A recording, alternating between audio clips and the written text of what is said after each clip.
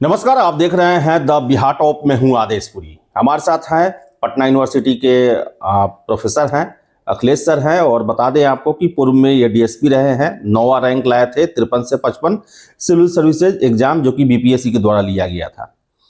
और आपको बताएं कि अभी चर्चा चल रहा है एईडीओ को लेकर, फिर से 71वीं मेंस को लेकर।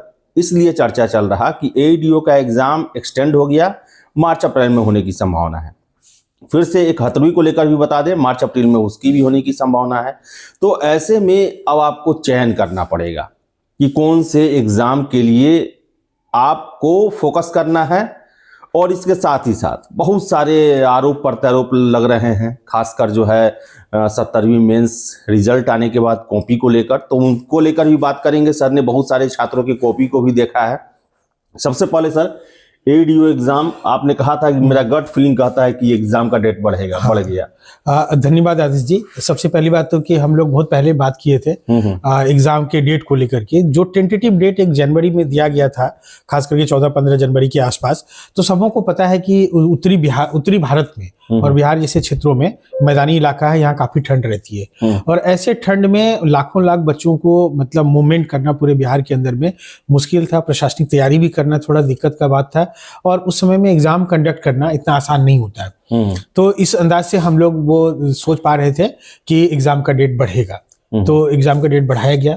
लोग अलग अलग तरह की बात कह रहे हैं, तो उन बातों पे हमें नहीं जाना है। हमें मतलब साफ दिख रहा है कि जो एडमिनिस्ट्रेटिव तैयारी है और जो बच्चों का डिमांड सही है कि नहीं सर? हाँ, फैसला सही है, हम इसका स्वागत करते हैं। मैंने ट्वीट भी किया है और उसमें मैंने बीपीएससी को टैग भी किया है कि हम इस फैसले का स्वागत करते हैं, क्योंकि ये छात्रहित में है। और बहुत सारे बच्चे मांग भी कर रहे थे इस चीज की कि डेट को बढ़ाया जाए। और जो भी लोग मतलब सेंसिटिव लोग हैं, तो वो इस चीज की मांग जरूर कर रहे थे, क्योंकि उस समय में बच्चों को दिक्कत नहीं हो जाने आने में। इतना देखिए, मतलब बिहार मध्यम वर्गीय बच्चे रहते हैं, उससे निम्न वर्गीय बच्चे रहते हैं, तो उनके पास उतना संसाधन नहीं होता कि वो एक गाड़ी रिजर्व करेंगे और बंद गाड़ी में जाएंगे परीक्षा देने। उनको बस से, ट्रेन से ट्रेवल करना है, शीतलहर का समय रहता है, किसी को ठंड लग जाएगी, वो बीमार पड़ जाएंगे, परीक्षा क्या देंगे। तो ये सारी सुविधा दिक्कतें हैं। अब आप देखिए, बीटर फैक्ट है कि हर बच्चे के पास जूता नहीं है आज के डेट में। बिहार में ऐसे बहुत बच्चे परीक्षा देने जाते हैं, मैं देखता हूँ चप्पल में जाते हैं। वो गर्म कपड़ा वैसा नहीं होता है, तो उसके लिए दिक्कत का बात तो है ना। मतलब तो वो तो शुरू में ही मतलब डेट को थोड़ा आगे रखना चाहिए था। खैर कोई बात नहीं है, तो उसके लिए हम लोगों की बात सुनी गई। तो और दूसरा जो आपका सवाल था, वो बहुत अहम सवाल है कि जो 71वीं प्री पास किए वो डायलेमा में थे कि उनको मतलब एईडीओ में दें या उधर दें। नहीं सर, वो क्लियर थे कि अभी दे लेंगे, और इसका तो 2-3 महीना बाद मेंस होने वाला है। नहीं तो वो, लेकिन अब जो है ये दोनों हफ्ता 10 दिन के अंतर पे पड़ेगा। तो देखिए, हफ्ता 10 दिन के अंतर पे पड़ेगा। तो मैं ऐसे बच्चों को मतलब मैं आपके मंच से ये कहना चाहता हूँ कि जो बच्चे भी, जो 10-12 हजार बच्चे हैं और वो प्री पास किए हैं 71वीं का, उसमें से अधिकांश बच्चे, मुझे लग रहा है कि मोर देन 95% बच्चे एईडीओ का एग्जाम भरे होंगे। खास करके जो बिहार राज्य के रहने वाले हैं, बाहर के शायद हो सकता है कि ना भी भरे हों, दूसरे स्टेट के जो है दिल्ली या यूपी के रहने वाले बच्चे। लेकिन जो भी बच्चे एईडीओ का भी फॉर्म भरे हैं और उनका प्री भी हुआ है, तो मैं उनसे बहुत ही स्पष्ट, बहुत ही स्ट्रांगली कहूँगा कि आप मेंस पे फोकस कीजिए। क्योंकि जो कमीशन के छात्र होते हैं उनके लिए मेंस ज़्यादा बहुत पैराडाइज एग्जाम होता है। प्री बहुत ऐसे बच्चे हैं जिनका प्री नहीं हुआ है, वो आज बहुत मतलब मेरे पास फोन करते हैं, काफी वो मतलब परेशान है। और आपका अगर प्री हुआ है तो आप इसको जाया मत कीजिए, मेंस में जरूर बैठिए। आप इसमें एईडीओ का मतलब जो लोभ होता है उसको त्यागिए, क्योंकि जब एक तरफ शिफ्ट करेंगे तभी आपको फाइनल सफलता हाथ लगेगी। एक दूसरी बात, दोनों एग्जाम पैटर्न में काफी भिन्नता है। आप देखेंगे कि जो एईडीओ का दूसरा पेपर है उसमें 100 नंबर का मैथ और रीजनिंग दिया गया है, जो सामान्यतः जो कमीशन के बच्चे हैं उनका उतना स्ट्रांग पहलू नहीं रहता है। तो वैसी स्थिति में आप खिचड़ी मत पकाइए।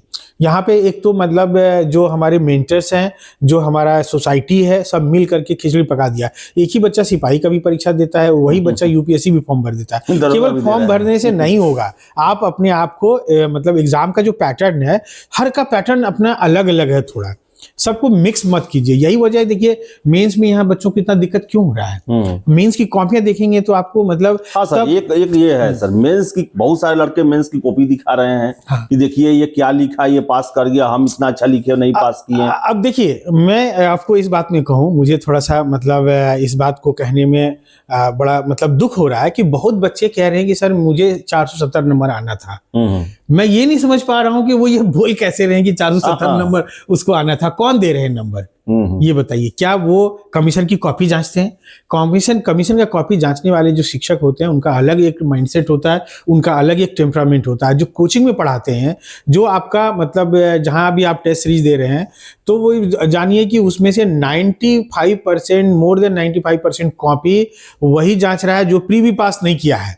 वो एक धंधा बन चुका है आज की डेट में, और बड़े बड़े कोचिंग संस्थान आपसे पैसे लेकर के छात्रों से आपका कॉपी जचवा रहे हैं। और मैं मतलब इसी मन से कहना चाहूँगा कि हमारे पास एक छात्रा आई थी, वो बोली कि सर जब हम मेंस परीक्षा देने गए तो हमारे आगे वाले सीट पर मेरा मेंटर बैठा हुआ था, जो मेरा जहाँ हम टेस्ट सीरीज दे रहे थे उस टेस्ट सीरीज में वो मेरा मतलब मेंस कॉपी जांचने का मेंटर था, वो हमको सजेस्ट करता था और वो मेरे साथ मेंस लिख रहा है। तो ये धोखा चल रहा है। तो ये जो बच्चों का मतलब कॉपी में मार्किंग दिया जा रहा है, ये मार्किंग देखिए, एक कोई भी आदमी जो बहुत ज्यादा नहीं जानता, थोड़ा सा अनुमान लगाएगा, देखेगा कॉपी, अमूमन 50% के अराउंड, थोड़ा 50 से हल्का ज्यादा, 50 से कुछ नीचे, बिल्कुल नहीं है तो बस 30% के अराउंड नंबर देते हैं। वो उसी पैटर्न को अपना करके नंबर देते हैं, उनको कंटेंट से कोई लेना देना नहीं। मेरे पास ऐसे बहुत कॉपी है, मतलब एक बच्चे का कॉपी आया था, कॉपी हम बोले हार्ड कॉपी लेके आओ, हार्ड कॉपी लेके आया तो मतलब उसमें जैसे मैं 2 एग्जाम्पल दूंगा, कई एग्जाम्पल हैं, लेकिन एक शॉर्ट आंसर था, 100% आंसर गलत।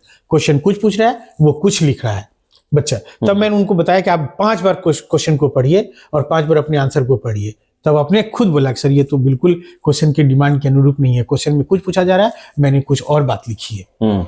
तो उसमें 0 नंबर मिल रहा है। सर छात्र स्वीकार क्यों नहीं कर रहे हैं कि हमें कमी है? देखिए स्वीकार छात्र कर लेंगे, लेकिन उनको क्या है कि जैसे मेरे पास कोई बच्चे आएंगे ना, बहुत बच्चे मेरे साथ बहुत डिस्कस करते हैं, हार्डकोर डिस्कशन करते हैं, नहीं सर मेरा इतना ना था, वो अपनी बात मानते ही नहीं, क्योंकि वो सुनना चाहते हैं जो कि उनको मतलब अच्छा लगता है। हाँ, खुशफहमी का शिकार हो जाए। वही चल ही रहा है आज, वही चल रहा है जो मतलब ऑनलाइन की दुनिया में। देखिए कि जो यहाँ के बहुत ऐसे टीचर हैं जो अरबों रुपया कमाए, वो बच्चों का भविष्य बर्बाद कर दिए, वो एजुकेशनल क्राइम किए हैं, बच्चों के अंदर एक ऐसा प्रवृत्ति का विकास कर दिए हैं जो बच्चे उनका मतलब जो एक अटेंशन स्पैम है बहुत कम है, क्षमता नहीं है, वो सब्जेक्टिव पढ़ना नहीं चाहते हैं, वो डिटेल में कुछ नहीं पढ़ना चाहते हैं, वो रटना चाहते हैं। मैं देखता हूँ ट्रैफिक पोस्ट के नीचे कहीं मतलब पटना यूनिवर्सिटी के गलियारे में जहां तहां बच्चे घाट पे वो रट रहे होते हैं। अरे भाई रटने से एग्जाम नहीं पास होगा। कोई 5 साल 10 साल की किताब रट रहे हैं, ग्रुप डी का एग्जाम पास कर रहे हैं,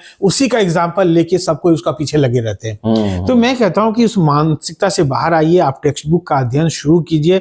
मैं लगातार इस बात को कह रहा हूं और हमेशा कहता रहूंगा। जिन बच्चों ने भी इस बात को माना है वो आज बहुत अच्छे स्थिति में है। जी सर, आपने एक बात बोला कि सर एक एग्जाम्पल सेट किया जाता है। आजकल हम देखे हुए हैं सर ऑनलाइन में, एक एग्जाम्पल एक लड़का को उठा के लाया जाएगा, गरीब है, सब प्रॉब्लम है, हमारे यहाँ पढ़ा निकाला, और उसी पर हजारों लड़का को सेट करने का जो है, अरे वो झूठ का कहानी है भाई। मतलब देखिए झूठ का कहानी है। मैं आपके मन से एक बात और कहूंगा, एक बहुत बड़े मतलब रियलिटी शो में एक बच्ची को ले जाया गया था। अब बोला कि ये जो है ना बर्तन मजती थी किसी घर में, यूपीएससी की तैयारी करते। मैं मतलब कहता हूँ अरे भाई दिमाग खोलो, इसको बंद मत करो। जो बच्चा यूपीएससी की तैयारी करेगा वो बर्तन क्यों मजेगा? आज जो है आप एक घर में आप होम ट्यूशन क्लास 1-2 स्टैंडर्ड के बच्चों को पढ़ाएंगे तो 5,000 रुपया मिलता है ट्यूशन फी। 2 बच्चे को पढ़ा लेंगे तो 10,000 में आप पटना में सर्वाइव कर जाएंगे। हम लोग ट्यूशन पढ़ा करके अपना रोजी रोटी चलाए हैं, मुझे पता है। उस जमाने में जब 200-300 रुपया ट्यूशन फी मिला करता था, तब लिविंग कॉस्ट कम हुआ करता था। तो मतलब जो बच्चा यूपीएससी की तैयारी करेगा या किसी भी कमीशन की तैयारी, रेलवे की तैयारी करने वाले काम करते हैं सर, तो वो क्यों बर्तन मजेगा? वो गार्ड का काम क्यों करेगा? उसके पास आज मतलब ट्यूशन का प्रचलन है। और मतलब कहीं भी आप 2 घंटा टाइम देंगे, कोई कोचिंग में भी जाके आप हाई स्कूल का कोचिंग, स्टैंडर्ड 10 9 का कोचिंग में पढ़ाएंगे तो आपको 10,000 महीना का देगा वो, और आपका घर चल जाएगा उसमें आराम से। एक बच्चे का पटना में रहने का कॉस्ट कितना है? 8-10 हजार रुपया है। अगर वो अपना मन को संतुलित रखेंगे तो उससे ज्यादा थोड़ी है। और उसके लिए वो क्यों गार्ड की नौकरी करेंगे, ड्राइवर की नौकरी क्यों करेंगे, वेटर का काम क्यों करेगा वो सर? वो एकेडमिक काम क्यों नहीं करेगा? जी सर, अभी से भी 11वीं का जो मेंस देने वाले हैं सर, और 17वीं का जिस तरह क्वेश्चन पैटर्न चेंज हो रहा है सर, क्या लगता है कि बीपीएससी अपने आप को बदला लेकिन यहाँ के छात्र अपने आप को नहीं बदल पाए हैं, और यही वजह है कि वो कह रहे हैं कि हमने तो 2 बार इंटरव्यू दिया लेकिन फिर भी इस बार मेरा मेंस नहीं हुआ, धांधली हुआ है? अरे देखिए, 17वीं प्री जो बच्चे पास कर गए, क्या उसमें बहुत सारे बच्चे ऐसे हैं जो 71वीं प्री नहीं हुआ? दोनों का क्वेश्चन का स्टैंडर्ड में बहुत का फर्क है। अब कोई मान लीजिए 5 बार बीपीएससी प्री पास कर जाए, वो बोले मेरा यूपीएससी में नहीं हुआ, तो यूपीएससी का दोष देने लग जाएंगे, तो ये गलत है कि नहीं? वो दोनों का क्वेश्चन के स्टैंडर्ड में कितना का फर्क है? बहुत का फर्क है। सिलेबस तो सेम है,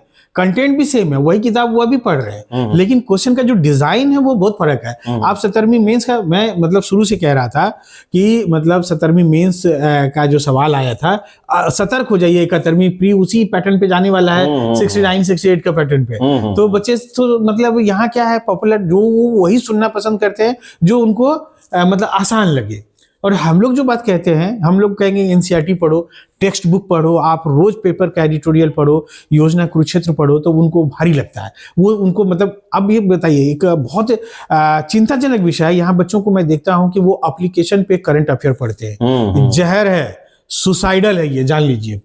जो बच्चे किसी एप्लीकेशन पे, किसी यूट्यूब पे करंट अफेयर पढ़ रहे हैं, वो समझिए रोज रोज जहर ले रहे हैं, एकेडमिक जहर ले रहे हैं।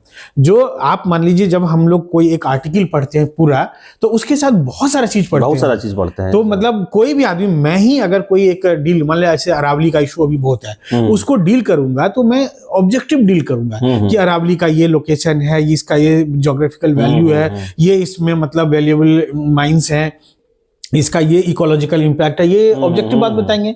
लेकिन उस पे कोई आर्टिकल आएगा लिख के, अगर मैं उस पे एक आर्टिकल लिखूंगा 4 पेज का, तो बहुत सारा डिटेलिंग रहेगा। जब आप पढ़ेंगे तब आप जाके उससे इर्द गिर्द का क्वेश्चन का जवाब दे पाएंगे। ये बच्चे समझते ही नहीं है। मैं मतलब मेरे पास अभी क्या हो गया कि एक बच्चा आया, मैं बोला कि तुम, बोला कि सर 3 साल से मैं तैयारी कर रहा हूँ। तो मैं उनको कहा कि तुम ये काम कर रहे हो और ये काम नहीं कर रहे हो। तो बोला कैसे जानते हैं? समझिए कि अब मेरा इतना एक्सपर्टीज हो गया बच्चों से मिलते हुए, हजारों बच्चों से मिलने के बाद, मैं उसको बहुत आराम से बोल पाता हूँ कि तुमने ये काम किया है और ये काम नहीं किया है। तो बोलते हैं कैसे? तो मैं उनको मजाक में कहता हूँ कि मैं मतलब एक तरह का समझिए कि वो जो होता है ना भविष्यवेत्ता, वो भी है मतलब, लेकिन वो मजाक की बात है। लेकिन मैं बच्चों का यहाँ का टेस्ट समझ गया हूँ कि वो जो है मतलब बहुत ईजी रूट, यही वजह है। पटना रिजल्ट का फैक्ट्री होता था। आप गुलबी घाट लॉ चले जाइए, बाजार समिति लॉ चले जाइए, और अलग अलग जगह चले जाइए, बोरिंग रोड चले जाइए, हर जगह यूपीएससी के रिजल्ट होते थे। आज यूपीएससी तो 0 हो चुका है। बीपीएससी में भी अधिकांश बच्चे, यहाँ नहीं रहने वाले बच्चे पास कर रहे हैं। तो उसका रीजन क्या है? कोई बच्चा इस पर ढूंढना चाहता है, टीचर इस पर डिस्कशन करना चाहता है? नहीं, सब मतलब बच्चों को मिसगाइड कर रहे हैं। और बच्चे इजी करने के चक्कर में, आप मेंस की कॉपी देखिएगा तो आपको देख के लग जाएगा कि ये बच्चा कल 3 महीना है मेंस में सर, क्या कहेंगे अभी से भी? क्या कहेंगे जिस तरह क्वेश्चन होगा, जिस तरह उसका डिमांड हो रहा है, क्वेश्चन जिस तरह घुमाया जा रहा है, क्या उनको सबसे आसान तरीका है कि 3 महीने में उससे? देखिए 3 महीना बहुत सफिशिएंट टाइम है, 90 दिन का समय है आपका। अगर इस 3 महीना को भी हम बांट दें तो आप 60 डेज में करीब 100 टॉपिक हैं जो निकल के आएगा आपका, मतलब GS1 GS2 मिला करके। उन टॉपिक का डिटेल स्टडी कीजिए। जैसे मान लीजिए भारतीय संविधान का प्रस्तावना है, तो प्रस्तावना के अलग अलग एंगल्स को पढ़िए। या मान लीजिए कि दक्षिणी का पठार है तो उसका आप अलग अलग एंगल पढ़िए, या मानसून है तो उसका अलग अलग एंगल को पढ़िए। या मान लीजिए कि बायोटेक्नोलॉजी है या मतलब अंतरिक्ष है तो उसके अलग अलग एंगल को पढ़िए। तब उसको आप शॉर्ट नोट तैयार कीजिए, बुलेट नोट 60 दिन में। अगर एक दिन में आप 1.5 कोई मतलब टॉपिक को भी तैयार कर लेते हैं, मतलब किसी दिन 1 टॉपिक होगा, किसी दिन 2-3 टॉपिक भी हो जाएगा जो छोटा छोटा टॉपिक है, तो वैसे, या जिसको बहुत बार आप पढ़े हुए हैं, तो ऐसी स्थिति में आपका मैक्सिमम 60 दिन में सारे टॉपिक तैयार हो जाएंगे। पांचों सेक्शन के, मतलब GS1 GS2 मिला के 5 सेक्शन है DI छोड़ करके। तो ये उसका बुलेट नोट तैयार हो जाएगा, 1 पेज 1.5 पेज में आप बना लीजिए, 100 पेज का नोट्स हो जाएगा आपके पास, और अगला 30 दिन में आप मल्टीपल रिवीजन कर सकते हैं और बहुत आराम से, बहुत बोल्ड होकर के आप एग्जाम में जा सकते हैं। सर इंटरव्यू को लेकर क्या कहेंगे? देखिए, इंटरव्यू को लेकर के भी मैं कहूंगा बच्चों को कि इंटरव्यू को लेकर के भी बहुत डायलेमा में है बच्चे, हॉबी को लेकर के या जो टेंटेटिव क्वेश्चन है। मैं सबसे पहले कहूंगा कि आप अपने बायोडाटा में आपका एकेडमिक बैकग्राउंड आता है, जो ग्रेजुएशन में सब्जेक्ट है, जो आपका ऑप्शनल पेपर है, और जो आपका जो हॉबी है, ये 3 चीज, और जॉब प्रेफरेंस, ये 4 चीज आपका बायोडाटा में आता है। इनको बहुत अच्छे से तैयार कीजिए। जनरल पॉलिटी को खूब अच्छे से तैयार कीजिए, क्योंकि कोई भी एक्सपर्ट पॉलिटी से स्टार्ट करेगा क्वेश्चन करना, मतलब कर सकते हैं वो। हिस्ट्री जनरल को तैयार कीजिए, जनरल इकोनॉमिक्स को तैयार कीजिए, जनरल करंट अफेयर जो पिछले 2-3-4 महीने के अंदर में भारत और भारत के आसपास के देशों और पूरे वैश्विक स्तर पे जो चीजें हुई हैं, जिनका बहुत इंपैक्ट है ग्लोबल, तो उनको आप तैयार कीजिए। और जनरल इकोनॉमिक्स को तैयार कीजिए। इन तरह से जब तैयार करेंगे और जनरल साइंस एंड टेक्नोलॉजी को तैयार कीजिए, तो मुझे लग रहा है कि इंटरव्यू बहुत शानदार जाएगा आपका। हॉबी को लेकर के मैं कहूंगा कि यहाँ अमूमन बच्चों का अपना जेन्युइन हॉबी नहीं होता है। ये बहुत रिबेरले बच्चे होंगे जिनके पास की रियल में हॉबी होगा। तो ऐसी स्थिति में आप एक ऐसे हॉबी को तैयार कीजिए जिससे आपका मतलब कहीं ना कहीं जाके कनेक्ट होता है आत्मा, तभी जाके वहां आप जवाब दे पाइएगा। और कई बच्चों का मतलब अपना पर्सनलाइज्ड प्रॉब्लम भी है, जैसे किसी का 10 साल का गैप है, कोई मान लीजिए कल ही एक बच्चा आया था जो मैरीन इंजीनियरिंग में 10 साल जॉब किया, और वो मतलब बोल रहे हैं कि अब हम कैसे जस्टिफाई करें। तो ऐसे बच्चों के लिए भी मैं कहूंगा कि ये तो एक सेशन में मतलब थ्रू द इंटरव्यू मुश्किल है। तो अगर आपको जरूरत होगा तो मेरा नंबर है, नंबर बोल दीजिए। हाँ, 6206692145 पे आप करिएगा। और जो AEDO के बच्चे हैं उनके लिए मैं एक प्लेटफॉर्म तैयार किया हूं, और सब मतलब उसको बहुत ही मतलब समझ के स्तर पे अभी शुरू किए हैं। तो आप देख सकते हैं बॉमिन क्लासेस के नाम से, तो आप सर्च कीजिएगा तो मिल जाएगा। तो वहां जाके देखिएगा, मैं रोज रोज एक टॉपिक पढ़ा रहा हूं, तो आप देखिए कि पढ़ने का टेस्ट कैसा होता है, तो उस हिसाब से आप पढ़ेंगे। अब मैं चाहता हूं कि पटना पुनः जो है रिजल्ट का फैक्ट्री साबित हो। आने वाला 1 साल 2 साल 3 साल हम बहुत मेहनत करने वाले हैं आप लोगों के साथ में, और ये एक माहौल बदलना चाहिए। मैं बाकी शिक्षकों से भी आग्रह करूंगा कि वो बच्चों को सब्जेक्टिविटी की तरफ ले जाए, खास करके जो कमीशन की तैयारी करा रहे हैं, आप ऑब्जेक्टिविटी से बच्चों को दूर कीजिए। नहीं तो ये बच्चे रिजल्ट नहीं निकाल पाएंगे, और पास भी हो जाएंगे तो मैं देखता हूँ बहुत सारे अधिकारी एक ड्राफ्ट नहीं कर पाते हैं किसी कंटेंट का, क्योंकि उनका मतलब पॉइंट मतलब मेंस का कॉपी आपको लगेगा कि नोट्स बनाया हुआ है। अब वो सोचते हैं मैं पास हो जाऊं। तो मतलब ठीक है, आप फ्लो चार्ट का इस्तेमाल कीजिए, डायग्राम का इस्तेमाल कीजिए, सब सही है, पाई चार्ट, जितना तरह का चीज है रिप्रेजेंटेशन का यूज कीजिए, लेकिन उसके साथ में वो लगना चाहिए कि आपने एक सब्जेक्टिव कंटेंट लिखा है। ऐसा नहीं लगना चाहिए कि आप मेंस का कॉपी एज ए नोट्स बनाया है, तो वो नहीं लगना चाहिए। तो ये है मतलब हम लोग मिल करके बिहार का बदलें, और बिहार में तो मान लीजिए एजुकेशन, सरकारी जॉब ये बहुत महत्वपूर्ण है। कभी हम लोग TRE पे भी बात करेंगे। जी सर। हाँ। तो अखिलेश सर थे, और लगातार आपको बता दें कि ये मेहनत करने की सलाह देते हैं, सही दिशा में मेहनत करने की। और इंटरव्यू जो देने वाले हैं, सर से ज़रूर एक बार बात करें, जो भी उनकी समस्या है बायोडाटा लेकर आएँ और डिस्कशन जरूर करें, फ़ायदा होगा आपको। और इसके साथ साथ 71वीं मेंस वाले कैंडिडेट अपना टारगेट क्लियर करें, आपको सिविल सेवक बनना है, और AEDO वाले जो हैं वो तैयारी करें, मौका मिला है और आप इसे निखार सकते हैं और अपनी उम्मीदवारी पर ज़्यादा मोहर लगा सकते हैं। तो चलिए, इसके बाद भी सर से हम जुड़ते रहेंगे, और कोई भी आपको कुछ जानना हो, समझना हो, सर ने अपना नंबर बताया, कांटेक्ट जरूर करें। बहुत बहुत धन्यवाद।